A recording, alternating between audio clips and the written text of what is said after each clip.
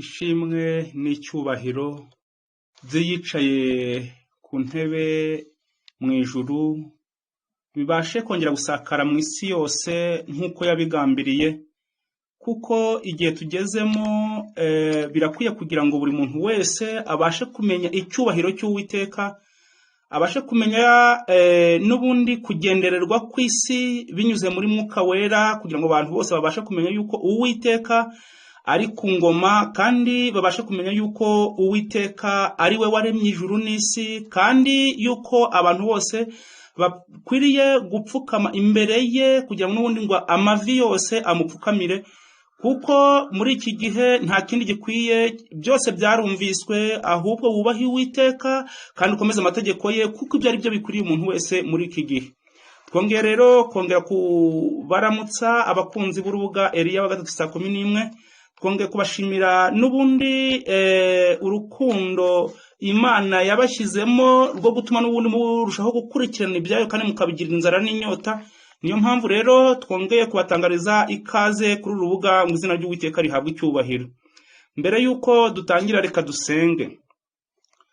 Turagushimye muremyi w'ijuru n'isi, habwa icyubahiro mu mitima yacu, shyirwa hejuru, ubararirwa kandi upfukamirwe kuko ubikwiriye.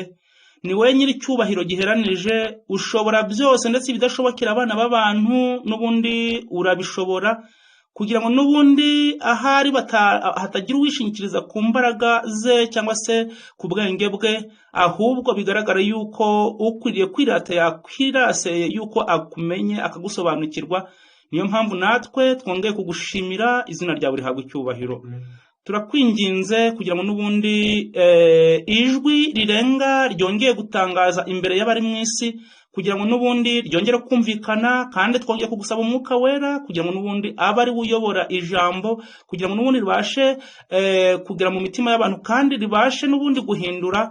Reka n'ubundi mu gihe nk'iki ngiki waduhaye umwana wawe, reka yongere asabe mu mitima ya benshi, kugira ngo n'ubundi yongere gutegekera muri bo, kugira ngo n'ubundi ubwami bwawe bwa bundi bwavuzwe yuko buzaboneka mu gihe giheruka bugakuraho ubushobozi bwose n'ibyubahiro byose, nuko hakima ubwami butazahunguka by'iteka ryose. Nuko turakwinginze rero kugira ngo n'ubundi wimike ubwo bwami mu mitima yacu, kugira ngo n'ubundi tubashe kubera abahagarikizi mu isi, ngo izina ryawe rihabwe icyubahiro. Turakwinginze rero kugira ngo n'ubundi ibyo ubona bikwiye byatuma izina ryawe rihabwa icyubahiro, bigatuma n'ubundi dusangira kamere nawe. Turakwinginze kugira ngo byose ubiduhere ubuntu mu izina rya Yesu, amen. Nuko rero tushimiye Imana kubw'urukundo rwayo rutangaje, n'ubundi ikomeje kutugaragariza uko bukeye n'uko bwije. Imana ihabwa icyubahiro, yikomeje kuyobora umurimo wayo. N'ubundi yaravuze muri Yesaya ngo ubwo nzakora uwo murimo, ninde uzankoma mu nkokora? Ntawe. N'ubundi nubwo Satani yakwishyirira hejuru kugira ngo n'ubundi arwanye Imana, ariko n'ubundi ni umurwanyi waneshejwe, ahubwo intsinzi iri kuri Kristo n'abamuyobotse, kandi abo nibo bizarangira batsinze urugamba, icyiza gitsinze ikibi, nk'uko n'ubundi ijambo ry'Imana rikomeza ritugaragariza. Nuko rero icyigisho tugiye gukurikirana muri aka kanya ni icyigisho kivuga ngo kwiyambura ibituremerera. Kwiyambura ibituremerera. Mwibuka yuko iri jwi rirenga rigomba kumvikana hirya no hino, kandi twabonye uburyo iri jwi rirenga rigomba gutangira. Twabonye yuko mu by'ukuri marayika wo mu Byahishuwe 18 aribwo butumwa tubona buheruka ubundi mu gitabo cya Bibiliya. Tubona yuko ubu butumwa ari ubutumwa bw'ikubagaho, kandi tubona yuko ari ubutumwa bukomeye cyane. Uyu marayika wo mu Byahishuwe 18 tubona yuko ngo yari marayika wundi wamanutse avuye mu ijuru, afite ubutware bukomeye, kandi isi imurikirwa n'ubwiza bwe. Ni Kristo ubwe wiyiziye mu isi, ni Kristo wiyiziye mu isi kugira ngo n'ubundi ufite ubutware kuri byose, kandi isi yose ikamurikirwa n'ubwiza bwe. Kuboneka kwe, ubwo bwiza bwe ni imico ye. hari abiteguye kwakira iyo mico ye. Ni nabwo butumwa n'ubundi Imana yategetse ko buhabwa abari mu isi yose, ni ubutumwa bwo gukiranuka kwa Kristo, ni imico ya Kristo. Abantu bakambara imico ya Kristo kugira ngo n'ubundi babashe n'ubundi guhangana na Satani kandi babashe kunesha nk'uko umwana w'Imana yanesheje. Ni Kristo muri bo rero ugomba kunesha. Nuko rero tubona yuko abana b'Imana bakiriye iyo ngicyo, ngo ikimenyetso kizaranga yuko uyu marayika yaje nuko ijwi ryo gukiranuka kwa Kristo rizumvikana mu isi, rigatangarizwa hirya no hino mu madini atandukanye, rigatangarizwa hose kugira ngo n'ubundi abantu bitegure Kristo ugiye kuboneka ku bicu aje guhemba no guhana. Niyo mpamvu rero mu bintu bikomeye cyane uyu marayika agomba gutangaza, mu itangazo ry'uyu marayika atangaza gukiranuka kwe, tubona yuko hari impinduka nyinshi zizaba ku isi. Haba mu rwego rw'idini hazaba impinduka zidasanzwe, haba mu rwego rwa politiki ku bijyanye n'abategeka y'isi naho hazabaho impinduka. Nanone ikindi gikomeye kizaba ni ku batunzi bo mu isi. Ku batunzi bo mu isi naho hazabaho impinduka, ku buryo izi mpinduka bizasa nkaho ibintu byo ku isi byisukiranye. Izi mpinduka zizaba ziri kuba mu nzego zose, bizatuma noneho isi isa nkaho idandabiranye pe. Niyo mpamvu iki cyigisho cyacu kigiye kwibanda ku buryo n'ubundi ubutunzi bwo mu isi. Kuko iyo dusomye mu gitabo cy'Ibyahishuwe igice cya 18 tubona ngo umurongo wa 11 aravuga ngo n'abatunzi bo mu isi nabo bazawuborogera, bazawuririra bawuborogere, kuko ari ntawe uzabo kigura urutundo rwabo. Bigaragara rero yuko bazakorwa, bavuze urutonde rw'ibintu bizakorwaho byinshi byose byo ku isi. Icyo gice muzagisome ngira ngo muzabasha kubisobanukirwa neza. Nuko rero iki gice ni igice gikomeye cyane buri muntu wese yakagombye gusobanukirwa mu bijyanye n'ubutunzi, mu gihe isi izahura n'igihombo gikomeye cyane, mu gihe Satani azakora ibishoboka byose kugira ngo n'ubundi yikubire ubutunzi bw'isi, kugira ngo hatagira umuntu wongera kugira icyo arekura, kugira ngo nibura ateze umurimo w'Imana imbere. Abantu ahantu bagiye kwibona kandi batangiye kwibona ni uko bagiye kwibona ahantu ubutunzi bwabo bazasanga bwarafashwe batabizi, ku buryo nta burenganzira na buke bazaba bafiteho bwo kuba babukoresha icyo bashaka. Umugambi wa Satani rero ni icyo gambiriye. Niyo mpamvu umuburo ku bana b'Imana ari uko bagomba gukora ibishoboka byose kugira ngo n'ubundi babashe gukoresha ubutunzi bwabo icyo Uwiteka yabubahereye, kuko icyatumye babuhabwa ni ukugira ngo n'ubundi babe ibiti byatewe n'Uwiteka kugira ngo bimuheshe icyubahiro, kandi icyo babuherewe ni ukugira ngo n'ubundi babashe kwamamaza ubwami bw'Imana. Nicyo ngicyo babuhereye, nta kindi ubutunzi buhererwa abantu, ahubwo Satani niwe uha abantu ubutunzi. Niba ubutunzi abantu bafite atari bwo kwamamaza ubwami bwa Kristo, buba bwaraturutse kuri Satani kugira ngo n'ubundi bumubashe gukorera Satani. Niyo mpamvu rero ku bana b'Imana bahawe ubutunzi kugira ngo n'ubundi bwamamaze ingoma y'Imana, hari umuburo Uwiteka abagezaho muri kino gihe. Muri iyi si Satani yatezemo imitego myinshi, yatezwe abagenzi kugira ngo batita ku butunzi buhoraho, ahubwo barangamire ibitagira umumaro bigiye gushiraho ndetse bigiye gushirana n'isi no kwifuza kwayo. Ubutunzi ntacyo bumara ku munsi w'uburakari, ariko gukiranuka kudukiza urupfu. Ayo n'amagambo aboneka mu gitabo cy'Imigani igice cya 11 umurongo wa 4. Bigaragara rero yuko rwose pe ubutunzi ntabwo ari ubwo kwizigirwa mu gihe cy'uburakari. Bigaragara yuko ibyo abantu bubatseho bibwira yuko bishobora kubahesha amahoro cyangwa se umutekano, ntabwo ariko biri. Ibi byaragaragaye. Imana yagiye itanga ingero nyinshi, yagiye itanga byinshi aho abantu bagiye barundanya ubutunzi, nyamara bikarangira abantu barimbutse n'ubutunzi bwabo burimbutse bukaba imfabusa. Niyo mpamvu rero ubutunzi si icyo kwizigirwa, si nayo mahoro abantu bakwiye kubakaho ngo bibwira yuko bari mu mutekano. Ahubwo iri jambo n'ubundi riratubwira ngo ubutunzi ntacyo bumara ku munsi w'uburakari, ngo ariko gukiranuka kudukiza urupfu. Icyo abantu bakwiriye gushaka ni ugushaka gukiranuka kwa Kristo, naho ibindi byose nibwo butunzi nyabutunzi, nibwo butunzi abana b'Imana bashaka gushaka mu isi. Ni nacyo cyatumye baza mu isi kugira ngo n'ubundi bashake ubutunzi bwo gukiranuka kwa Kristo, bahabwe imico ya Kristo. Ubutunzi abantu bazimukana mu ijuru bwonyine ni imico ya Kristo. Nibwo butunzi abantu bagomba gushaka hano mu isi, kandi nibwo butunzi abantu bashobora kwibuzimukana bakagera mu bikari byo mu ijuru. Ubundi butunzi ni ubutunzi burangirana n'iyi si, ntacyo bumara, kuko turi kubwirwa ngo n'ubundi ku munsi w'uburakari ntabwo bushobora no kugutabara. abana b'Imana biyemeje gukurikira Yesu babwirwa aya magambo aboneka muri Luka igice cya 14, Luka igice cya 14 duhere ku 25 kugeza kuri 30. Tubwirwa yuko rwose pe abana b'Imana biyemeje gukurikira Kristo kubwirwa aya magambo aboneka mu gitabo cya Luka 14 umurongo wa 25, umurongo wa 25 kugeza kuri 30 haravuga ngo abantu benshi bajyanaga nawe arabahindukira arababwira ati umuntu uza hondi ntiyange se na nyina n'umugore we n'abana be na bene se na bashiki be ndetse n'ubugingo bwe, uwo ntashobora kuba umwigishwa wanjye. Utikorera umusaraba we ngo nkurikire ntashobora kuba umwigishwa wanjye. Ninde muri mwe washaka kubaka inzu y'amatafari ndende utabanza kwicara akabara umubare w'impiya zayubaka ngo amenye yuko afite izikwiriye kuryuzuza, kugira ngo ahari ataba amaze gushyiraho urufatiro akananirirwaho atayujuje? Maze ababireba bose bagatangira kumuseka bati, uyu yatangiye kubaka inzu ariko ntiyabasha kuyuzuza. Ahangaha rero biri kugaragara yuko abake Kristo bakashira gukiranuka kwe hari ikindi bagomba gukora kugira ngo hari urufatiro rutaba rwaronse. Urwo rufatiro ni Kristo, kugira ngo urwo rufatiro niba rwaramaze kuboneka, kugira ngo hari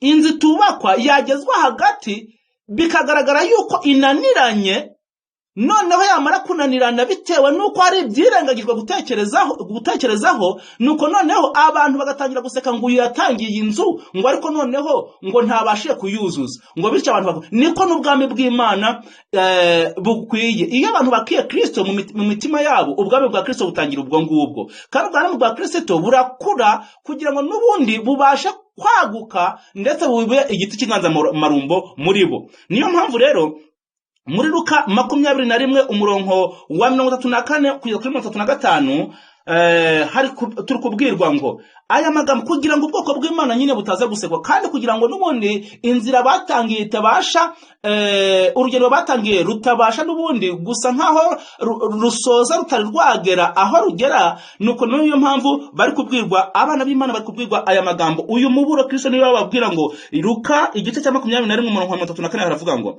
ariko mwirinde imitima yanyu ye kuremererwa n'ivutu no gusinda n'amaganya y'iyi si, uwo munsi ukazabatungura, kuko uzatungura abantu bose bari mu isi yose umeze nk'umutego.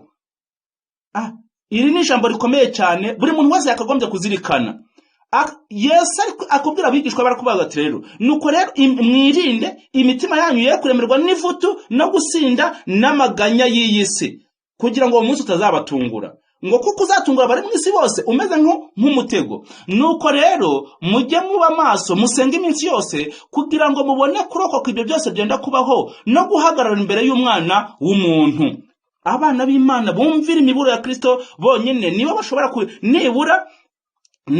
kugira umwiteguro, kandi nibo bararikirwa kure rwose kuzarangiza urugendo. Abana b'Imana bamaze kumurikirwa n'umucyo uturuka ku musaraba w'i Kalvari ntibongera kuryoherwa n'ibiri mu isi. Abana b'Imana ariko n'ubundi abana b'Imana bari mu isi bamaze gusogongera ku ijuru, ku by'ijuru, n'ubundi ntabwo bongera kuryoherwa n'iby'isi. Ahangaha n'ubundi abagiye baba intwari mu kwizera, iyo dusomye mu Baheburayo igice cya 11 tubona yuko abagiye baba intwari mu kwizera, hari kwizera iyo bizeraga hari cyaremwaga muri bo. Icyo nicyo cyaje gutuma ndetse umuhungu w'intwari w'Imana bita Mose wari wararerewe ibwami, ahabwa ibyangombwa byose, agira mu by'ukuri yari yarize amashuri yo mu rwego rw'ikirenga. Nuko noneho nta wundi muntu wagombaga kuboneka wagomba gusimbura Farawo agategeka isi, agahabwa icyubahiro cy'isi, agahabwa n'ubutunzi bw'isi. Ni Mose wonyine wabonetse muri icyo gihe. Noneho baramujyana kugira ngo n'ubundi abashe guhabwa nyine abashe kwicazwa kuri iyo ntebe yo gutegeka isi.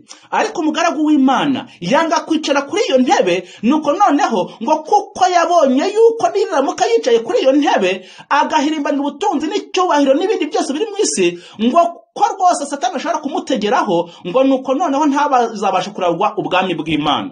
Nicyo cyane gutuma afata icyemezo, aravuga ati ibyiza nahitamo kurengananywa n'ubwoko bw'Imana nkatukwa ku bwa Kristo, ngo kuko ubwo ari ubutunzi buruta ubw'abanyegiputa babitse bwose. Umva umuhungu w'intwari, umva ababashaga kurabukwa ibiri mu ijuru, ngo kuko yarebesheje amaso yo kwizera, ngo areba hirya y'ibyo ngibyo yerekwaga, ngo abona ikamba rizambika uworoheje mu bazaba batsinze hano mu isi mu bikari byo mu ijuru, ngo abona ntaho bihuriye n'ubutunzi isi yose yabitse. Umva uko abantu iyo barabutswe icyo ngicyo rwose n'ubundi isi yongera ko ibabera amacuho. Niyo mpamvu hariya baje kuvuga mu Bagalatiya igice cya 6:14 nuko umugaragu w'Imana nawe kubyitegereza avuga aya magambo, aravuga ngo ni Abagalatiya igice cya 6:10 na kane, aravuga ngo ariko njyeweho sinkirata ikindi keretse umusaraba w'umwami wacu Yesu Kristo wateye kw'iby'isi bimbera nk'ibibambwe, nanjye nkabera iby'isi nk'ubambwe.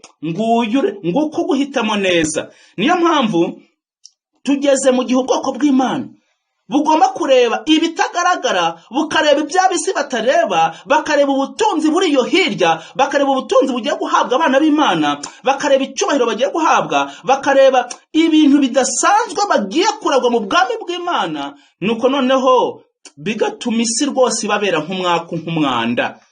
Iki nicyo buri muntu wese yakagombye kureba. Niyo mpamvu rero abana b'Imana bakwiriye gukora ibishoboka byose bakikuraho ibyabaremerera byatuma bataragwa uwo murage. Irari ry'inda rero, ubutunzi n'icyubahiro, ibyo bitegwa abana b'Imana ngo batagera ku mugambi wabo. Ibi bintu uko ari bitatu, irari ry'inda, ubutunzi n'icyubahiro, ibyo bitegwa abana b'Imana ngo batagera ku mugambi wabo. Ibi nibundi nibyo byatezwe umuyobozi w'uru rugamba. Ibyo nibyo Satani yategesheje n'ubundi Kristo mu butayu bw'ibigeragezo. Amutegera ku nda hahandi Adamu yategewe agatsindwa.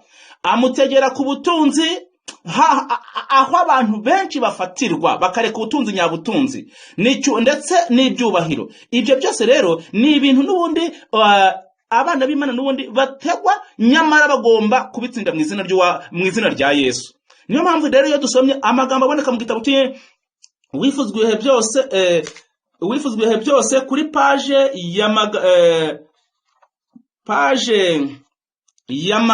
wifuzwe kuri paje ya 886 na 887, kuri paje 886 na 887 turi gusoma aya magambo avuga ngo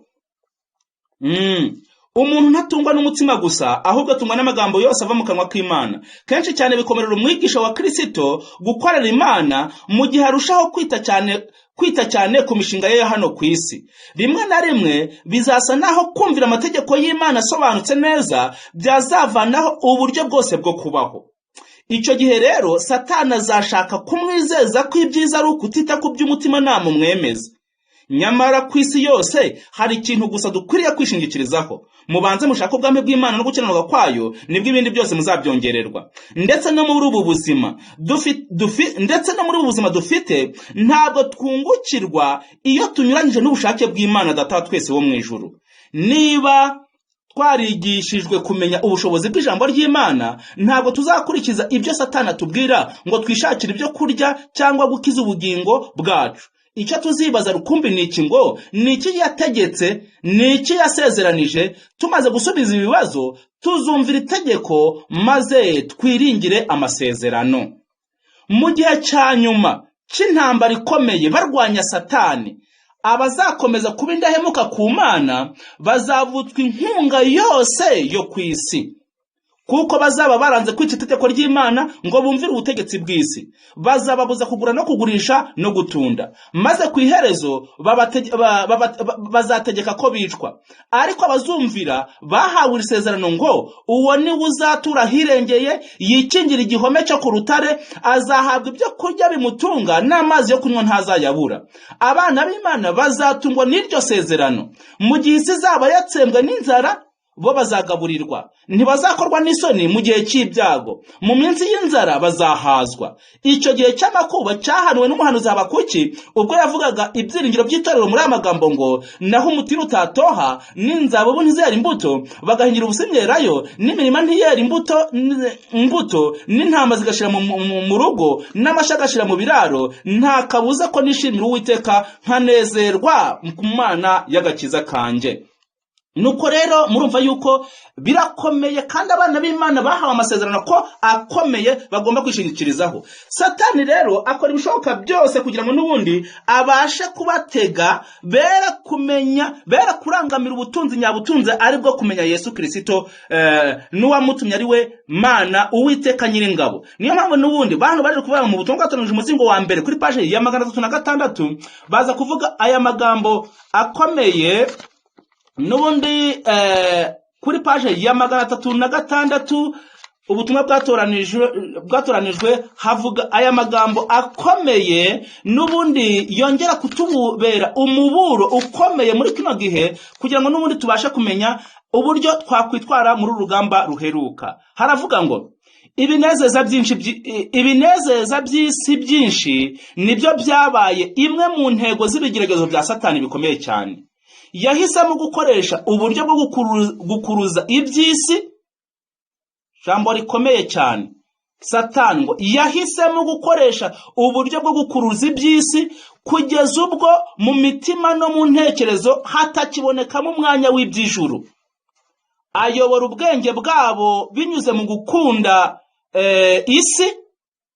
Jambo rikomeye. Ayobora ubwenge bwabo binyuze mu gukunda isi, agaciro k'iby'ijuru kakijimishwa n'iby'isi, bityo bagakura amaso ku Uwiteka ntibabe banakimwumvira ukundi. Ibitekerezo bipfuye n'ibigirwamana bikaza gusimbura Imana y'ukuri. Abantu bihutana umuvuduko mwinshi mu bintu bifite ishusho yo kurabagirana, bakizirika ku by'isi, batyo ntibabe bagitinyishwa no gukora icyaha cyose kugira ngo bibonere inyungu z'isi. Ngiyi nzira abantu benshi bahitamo, kandi nta wateguye iyi nzira uretse Satani, kugira ngo abantu bazingitiranwe bahendwe ubwenge, kugira ngo ubwo Kristo agiye guhaguruka ku ntebe y'ubuntu abantu bere kumenya ibibaye, bamenye yuko mu by'ukuri ngo bazamenya bakererewe icyo bagomba gukora. Ibi nibyo Satani rero ategesha abantu kugira ngo n'ubundi iby'ijuru byara kuboneka mu ntekerezo zabo ndetse no mu mitima yabo. Niyo mpamvu rero ubwoko bw'Imana bukwiriye kuba maso mu buryo bukomeye cyane. Igihe cyose inarijye izaba ikiri muri twe, igihe inarijye cyangwa se kamere cyangwa se kwikunda kuzaba kukiri muri twe, tukivuga ngo ibintu byanjye, umwana wanjye, umugore wanjye, imirimo yanjye, gukurikira Kristo rwose pe ntituzabishobora. Iyi narijye n'ubundi wa mutima wa kamere uvuga ngo ibintu byanjye, umubiri wanjye ntabwo ari ibyawe pe, ibyo ni ibyazanywe n'ubundi ya kamere twateyemo na Satani, niyo ituma tuvuga ibyo ngibyo. Kandi ikizababwira yuko rwose icyo ari ikinyoma nuko iyo upfuye ubisiga. Hari na kimwe se ujyana, umugore wawe se uramujyana, umwana wawe se uramujyana, reka urabisiga n'ubundi. Ariko iyo kiri mu mubiri utangiye kuvuga ngo ibintu byanjye, iyo ni inarijye, iyo ni kamere n'ubundi niyo Satani gukora, niyo Satani ashaka yuko itava mu bantu. Ariko Kristo akaba ashaka kwirandura mu bantu kugira ngo abantu bamenye yuko mu by'ukuri ari ab'Imana atari ab'isi. Nuko rero niyo mpamvu mu Rwambere rwa Yohana igice cya 2:15 kugeza kuri 17 turi kubwirwa aya magambo akomeye ngo, nuko rero mu Rwambere rwa Yohana igice cya 2 umurongo wa duhereye ku murongo wa 15 kuri 17 haravuga ngo, ntimugakunde iby'isi cyangwa se biri mu isi. Umuntu nakunda iby'isi, gukunda Data twese ni kuba kuri muri we. Kuko ikiri mu isi cyose ari irari ry'umubiri n'irari ry'amaso cyangwa kwibona mu by'ubugingo bidaturuka kuri Data twese, ahubwo bituruka mu isi. Kandi isi irashirana no kwifuza kwayo, ariko ukora iby'Imana ishaka azahoraho iteka ryose. Ngaya magambo Uwiteka yifuza kugira ngo n'ubundi yinjira mu mitima yacu, kandi tubashe kumenya no gusobanukirwa yuko rwose abana b'Imana babyawe ubwa kabiri ubundi se ntibyari bikwiye nuko n'isi bayibamo kuko n'abahandi. Niyo mpamvu rero dukwiye gukora ibishoboka byose kugira ngo n'ubundi urugendo rwacu rutagira inkomyi, ahubwo urugendo rwacu turukuramo inkomyi zose zishobora gutuma tudakomeza kugira ngo n'ubundi turangize urugendo rwacu hano mu isi. Niyo mpamvu rero hari inama igirwa abakurikira umukiza mu rugamba ruheruka. Hari inama Uwiteka tugira, iyo nama niyo tujya kugira ngo tumenye icyo dukwiriye gukora. Ese niba Satani ari gukora ibishoboka byose kugira ngo ubutunzi bw'isi bwigarurire kandi abutegesha abantu kugira ngo batabasha gukizwa, twebwe nk'abana b'Imana ari ababufite ari n'abatabufite, icyo tugomba gukora ni iki? Nuko rero abakurambere n'abahanuzi kuri page ya 281 hari kuvuga aya magambo ngo 281 hari kuvuga aya magambo akomeye cyane y'abakwiriye kuboneka muri kino gihe nk'abagomba gutabarana n'Uwiteka. Abahungu b'Imana babonetse 300 bari bayobowe na Gideyoni, ngo bari abagabo pe bafite kwizera kandi bari abagabo bagomba gutabara Isirayeli.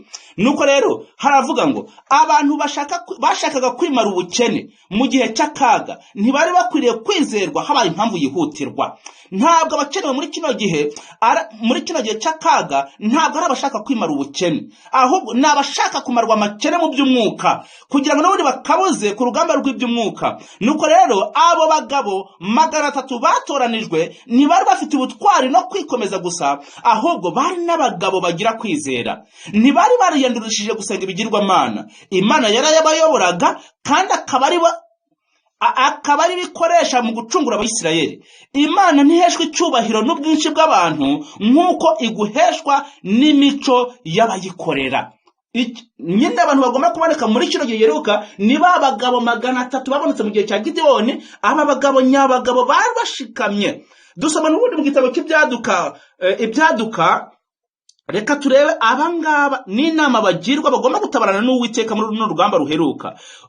Ibyaduka page 217 turi gusomamo aya magambo akomeye avuga ngo 217 hari amagambo n'ubundi tubona muri iki gitabo kuri 217 cy'ibyaduka. Hari amagambo akomeye tubwirwa muri kino gihe cyacu, amagambo natwe tugomba kwitaho muri kino gihe. Abantu benshi bagiye rwose pe abantu benshi babonye kuri ari ukuri kandi bagiye kubona ko kuri ari ukuri, ariko Satani kubwo kubatega ubutunzi bwabo bigiye gutuma bagurana ikiza Imana yarebahaye, nk'uko Esawu yaguranye ubukuru bw'akabuguranya igaburo ry'umunsi umwe. Abantu benshi igaburo ry'umunsi umwe akamenya ko umutima bagiye kukagurana rwose ubugingo buhoraho bagomba kwibera mu iteka ryose.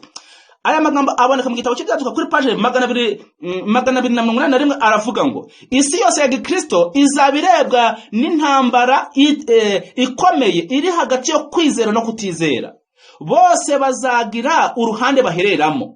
Bamwe bazaba basa n'abatagira aho babogamira muri iyo ntambara, bazasa naho badaherereye ku ruhande rw'abarwanya ukuri, ariko kandi ntibazagira ubutwari bwo kugaragaza ibya Kristo kubwo gutinya guhomba imitungo yabo cyangwa guhangana nuko bakobwe. Abo bose bazacirwa mu mubare w'abanzi ba Kristo. Birakomeye, buri muntu wese iyi ntambara ntaho azayikwepera. Wakwicecekera, wagira gute, ariko uzagira uruhande uhereramo. Nubwo bamwe ngo bazabona ukuri ko ari ukuri, ngo ariko bakabona yuko kujya muri uko kuri ko guhamya ibya Kristo biri bubasabe guhomba ibyabo, ngo maze bakicecekera, ngo abo bose bazabarwa rwose nk'abarwanyije ukuri, nk'abarwanyije Kristo. Andi magambo aboneka muri icyo gitabo n'ubundi aravuga ngo uko turushaho kwegereza iherezo ry'ibihe niko umurongo utandukanya abana b'umucyo n'abana b'umwijima uzarushaho kwigaragaza. Bazarushaho kugaragaza ko badahuje. Iri tandukaniro rivugwa mu magambo ya Kristo ngo uwabyawe ubwa kabiri, ni ukuvuga ngo uwaremwe bundi bushya muri Kristo wapfuye ku by'isi kandi akaba ariho mu Mana. Izo nizo nsika zigabanya zizatandukanya iby'ijuru n'iby'isi kandi zigashiraho itandukaniro hagati y'ab'isi n'abatorewe kuyisohokamo, batoranijwe kandi bagaciro mu maso y'Imana. nguko ko umurongo ugiye gucibwa, nguko ko umurongo ugiye gutambikwa hagati y'ab'Imana n'ab'ijuru. Abana b'Imana babyawe ubwa kabiri, hari icyo Kristo yakoze muri bo. Bera ku butunzi nyabutunzi, bakera ku ubwiza bw'ibyazaraga bera, bamara kurabikwa icyo ngicyo bakavuga bati ntabwo tugihimbanira amacuho ya hano mu isi. Pawulo yaravuze ngo ni amase. Nuko noneho kuko babonye icy'ingenzi, ntawabona icy'ingenzi kugira ngo n'ubundi akigurane ibitariho. Ubutunzi bw'isi ni ibitariho, kuko ngo ntibubura no kwiyambika amababa bukaguruka, nyamara ukayoberwa iyo burengeye. Nuko rero dusoma mu gitabo cy'inyandiko z'ibanze amagambo akomeye cyane. Tugiye kubona amagambo mu nyandiko z'ibanze kuri page ya 56 kugera kuri 58. Ni amagambo akomeye tugomba kuzirikana kuko biradukomereye. Abana b'Imana mu gihe isi rwose igiye kurangira, abana b'Imana hari kuntu bakagombye kwiteganyiriza. Abisi bari kugira uko bategura, kandi abisi bari kugira uko bitegura urwo rugamba ruheruka, bagira ukuntu biteganyiriza ngo bizabatunga muri icyo gihe cy'akaga, ariko bizaba imfabusa. Ariko abana b'Imana reka turebe ibiteganyirizwa igihe cy'akaga. Uwiteka yanyeretse kenshi yuko bitandukanye na Bibiliya guteganya ibintu byo kuzadufasha mu bukene bwacu mu gihe cy'akaga. Nabonye ko abera niba bika ibyo kurya iwabo cyangwa mu mirima byo kuzakoresha icyo gihe, ubwo inkota n'inzara n'icyorezo bizaba biri mu gihugu, ibyo kurya byabo bazabyakwa ku gahato, abanyamahanga nibo bazasarura imirima yabo. Iki nicyo gihe tuzaba dukwiriye kwiringira Imana izadukomeza. Nabonye ko umutsima n'amazi tuzabihabwa, kandi ko ntacyo tuzabura, ntituzishwa n'inzara, kuko Imana ishobora no kudutunganyiriza ameza mu butayu. Nibiba ngombwa izohereza ibikona bitugaburire, nk'uko kera byagaburiye Eliya, cyangwa igushe manu mu ijuru nk'uko yabikoreye Abisirayeli mu butayu. Amazu n'imirima ntacyo bizaba bimariye abera mu gihe cy'akaga, kuko bizaba ngombwa guhunga ibitero birakaye, kandi icyo gihe ntibazashobora kugurisha ibyo batunze ngo bateze umurimo w'Imana imbere. Nerekwa ko bwari ubushake bw'Imana ko abera bitandukanya mbere y'igihe cy'akaga n'ibyabatera inkomyi, bakagirana n'Imana isezerano kubwo kwitanga. Nibashyira ku gicaniro ibyo batunze, bagashakana umwete kumenya inshingano yabo ku Mana, izabigisha igihe n'uburyo bizakorwa. Mu gihe cy'akaga bazaba baratandukanye nabyo. Nabonye ko abantu biziritse ku butunzi bwabo, nibatabaza Uwiteka inshingano yabo, ntazabamenyesha ubushake bwe. Bazemera kugumana ubutunzi bwabo, ariko mu gihe cy'akaga buzagaragara imbere yabo bumeze nk'umusozi ugiye kubagwira. Bazashaka kwitandukanya nabwo, ariko icyo gihe zaba cyararenze.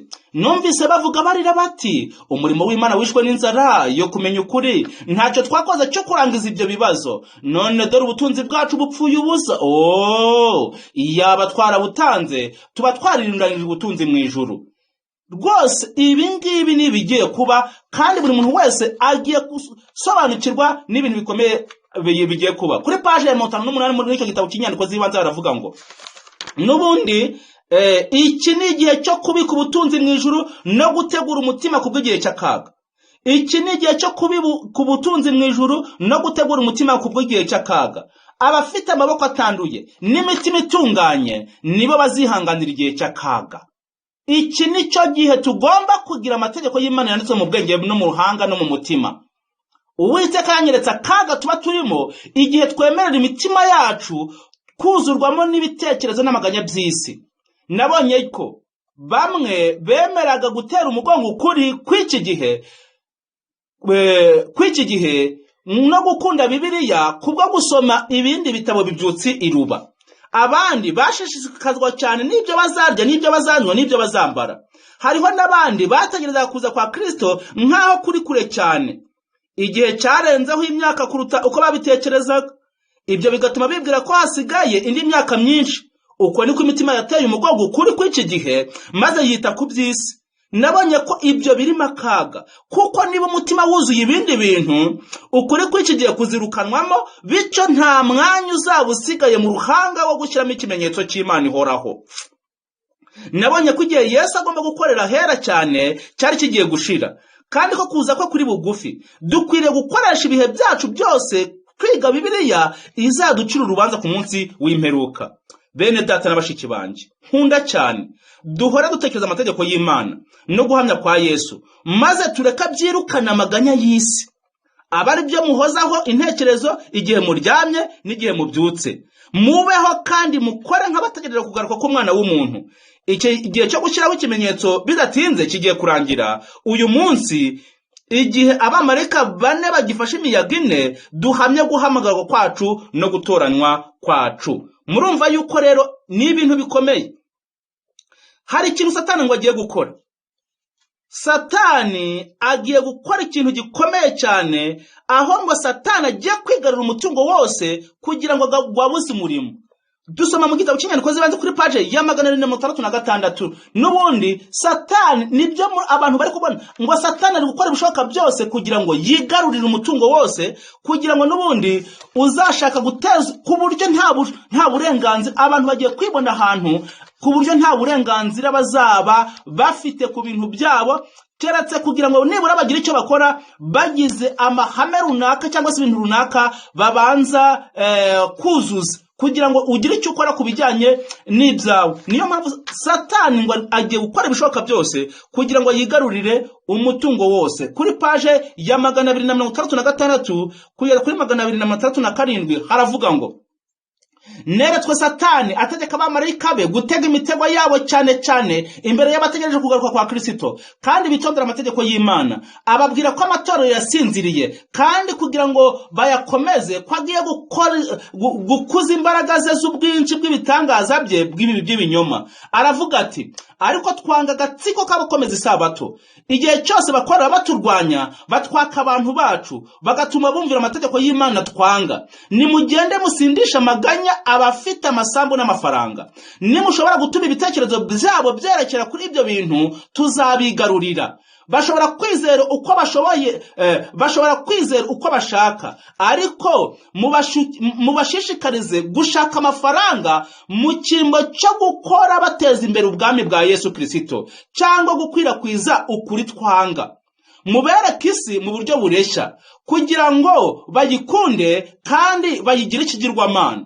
Ni ngombwa ko twigarurira umutungo wose kugira ngo tuneshe. Muri icyo gikorwa cyo kurwanya abana b'Imana, ngo Satani aravuga ngo mureke twigarurira umutungo wose kugira ngo tuneshe. Mu gihe abigishwa ba Kristo bazarushaho kugenda batanga amafaranga kubwo guteza imbere umurimo wayo, ni nako bazarushaho kugirira nabo ubwami bwacu. Mu gihe batwaka abantu bacu, igihe batangaza amateraniro mu birere bitandukanye, tuba turi mu kaga. Mube maso, niba bishoboka muteze amacakubiri n'umuvurungano, mutsembeho urukundo rwa kivandimwe, muce intege kandi munaniza abagabura babo kuko tubanga. Abafite umutungo mubereke impamvu zigaragara kugira ngo batawutanga ku murimo. Ikibazo cy'amafaranga mu gihagarareho, mutume abagabura babo bahora mu bukene no mu mubabaro. Umuhati wabo n'umwete wabo bizacogora. Murwanye buri ntambwe yabo yose. Mukore uko bishoboka kose kugira ngo kwifuza no gukunda ubutunzi bw'isi ari byo byigarura cyane imico yabo. Nibigumye kuba bityo, agakiza n'ubuntu bizirengagizwa. Mubakikize ibibakurura uko bishoboka kose. Nta kabuza bazaba bacu. Ikigeretse kuri ibyo, ntituzaba twiringiye kubafata gusa, ahubwo n'icyitegererezo cyabo ntikizaba icyo kuyobora abandi mu ijuru. Igihe umwe muri bo agize igitekerezo cyo kugira icyo atanga, mumutera kwivuvuta kugira ngo atangane ubugugu. Mwumve inama ya Satani abwira abadayimoni be kugira ngo barwanye ubwoko bw'Imana. Bene data, mube maso. Bana b'Imana bakwiriye kurwana inkundura, ntibategeshwe akamanyu k'umutsima, ntibategeshwe. Areka kanze mbabwire, hari ikintu cyabaye ubwo ubwami bw'Ibabuloni bwabugiye guhanguka, ubwo mwami yari yateguye ibirori, nyamara ibyo birori byari ibya nyuma. Nuko noneho Daniel ajya gusobanura inzozi, ngo nuko noneho ngo umwami aramubwira ati noneho ndaguha igice cy'ubwami. Daniel amagambo yaramubwiye rero, ubwo bwami bw'igice cy'isaha bwijyanire, njye ndigendeye. Ubwami bw'iyi si Satani ari kubutegesha abantu, nyamara ubwami bw'isi byarangiye mariko mu 18 ari kugaragaza yuko rwose pe n'abari babwishingikirijeho ngo bagiye gukorwa n'isoni. Nuko rero turasoma n'ubundi mu gitabo cy'inyandiko zibanze kuri page ya 48 na 49. turebe inama igirwa abana b'Imana rwose pe, umva ntibakwiriye gushukishwa n'icyari cyo cyose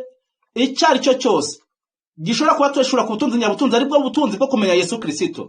Paje ya 48 na 49 haravuga ngo bene data tariki ya 23 z'ukwezi kwa mbere mu mwaka w'1850 Uwiteka yampeye iyerekwa arijye ngiye kubabwira. Nabonye ko bamwe mu bana b'Imana bari abapfapfa kandi bari basinziriye cyangwa se bari maso igice, ntibasobanukirwa n'agaciro k'igihe turimo, ntibazi ko umuntu wari ufite umweyo yasohoye kandi ko barebye nabi bakuburwa. Ninginga Yesu ngo abarokora igihe gito kandi ngo abasobanurira akaga gateye ubwoba barimo, kugira ngo bitegure batari bakererwa by'iteka ryose.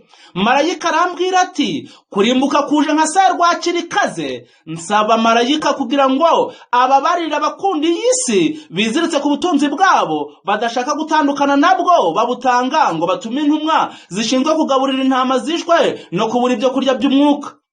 Ubwo nabonaga imitima iri hafi yo gupfa bitewe no kutamenya ukuri kw'iki gihe, kandi bamwe mu bavuga ko bakwizera barabarekaga ngo barimbuke bagundira ubutunzi bwagombaga gutuma babagezaho ijambo ry'Imana. Birambabaza cyane, maze nsaba marayika ngo ankize ibyo bintu. Iri ni ikintu gikomeye cyane. Ibi ni imitego Satani yateze. Nyamara kanze mbabwire, iyo twakiye Kristo ntabwo tumwiha twe ubwacu, ahubwo twebwe n'ibyacu n'abacu twakagombye kubyegurira Uwiteka byose bigakirwa ku gicaniro. Hasigaye arega nta muntu witeguye kwimuka, ibyimukanwa byose agomba kubifata akimuka. Uko Abisirayeli biteguye kuva mu Egiputa, ndetse Farawo akavuga ati noneho nibamubwiye mugire icyo musiga abana n'abasaza. Mose ati ntabwo tubasiga, ati noneho musiga ubutunzi bwanyu. Mose ati habe n'urwara turi busige, kuko tutazi ibyo tuzakoreshereza Uwiteka uko bingana. Uko niko abana b'Imana biteguye kuva muri iyi si bakwiye kuvuga bati twebwe n'ibyacu twiteguye urugendo turagiye twigiriye mu ijuru. Uko niko n'ubundi Imana ishaka yuko abasirikari nyabasirikari abatabaranye nabo batabara gutyo. Reka bebere kugira icyo nibura Satani abategesha kugira ngo nibura batagera kuri icyo. Niyo mpamvu rero tubwirwa ngo twiyambure ibituremerera. Niyo mpamvu tubwirwa ngo twiyambure ibituremerera. Abaheburayo igice ayo n'amagambo aboneka mu gitabo cy'Abaheburayo igice cya 12 umurongo wa mbere kugeza ku wa 3 haravuga ngo nuko natwe ubwo tugoswe n'igicu cy'abahamya bangana batyo twiyambura ibituremerera byose n'icyaha kibaza kutwizinkiraho vuba, dusiganirwa aho dutegekwa twihanganye dutumbira Yesu wenyine. Niwe banze ryo kwizera kandi niwe udusoza rwose. Yihanganiye umusaraba kubw'ibyishimo byamukizwe imbere, ntiyita ku isoni ryawo, yicara iburyo bw'intebe y'Imana. Nuko muzirikane uwo wihanganiye ubwanzi bw'abanyabyaha bukomeye butyo, kugira ngo mudacogora mukagwisari mu mitima yanyu. Nuko rero ayo ni amagambo akomeye cyane tugomba kuzirikana, kandi reka tuzirikane n'ubundi n'aya magambo tubona mu gitabo cya Mariko igice cya 19 igice cya 10 umurongo wa 29 kugeza kuri 30.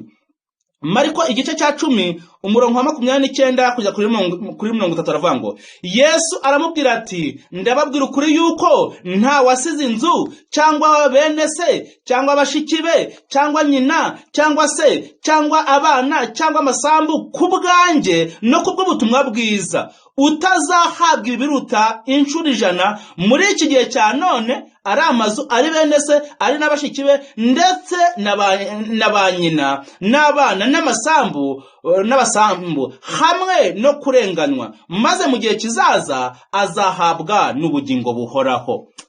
Mana dufashe itwifashirize n'ubundi kugira ngo tubashe kurangiza urugendo rwacu hano mu isi. Areka kanze mbabwire dukwiriye kwimuka pe.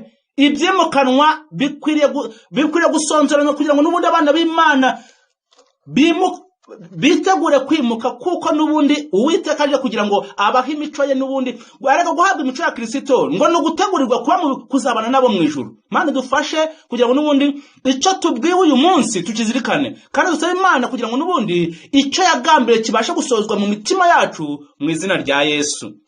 Reka dusenge.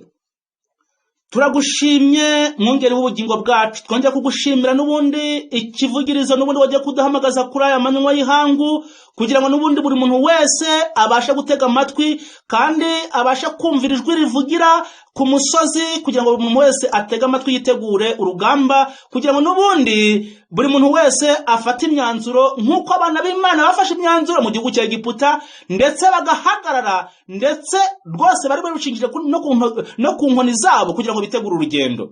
Mana dufashe rero kugira ngo n'ubundi ubuntu bwayo n'urukundo rwayo bibashe gushongeshwa mu mitima yacu bitwiteguze ibijyanye no kurangiza urugendo rwacu hano mu isi. Imana idufashe kugira ngo n'ubundi iduhe gutabarana nayo kugira ngo n'ubundi dushire iherezo ku mibabaro n'amarira by'abana b'Imana baririye hano mu isi. Reka n'ubundi abifuza ibyo ngibyo bongera gucira bugufi Uwiteka kugira ngo izina rye ryongere guhabwa icyubahiro mu mitima yabo. Nuko reka Imana idufasha kandi biduhera ubuntu mu izina rya Yesu.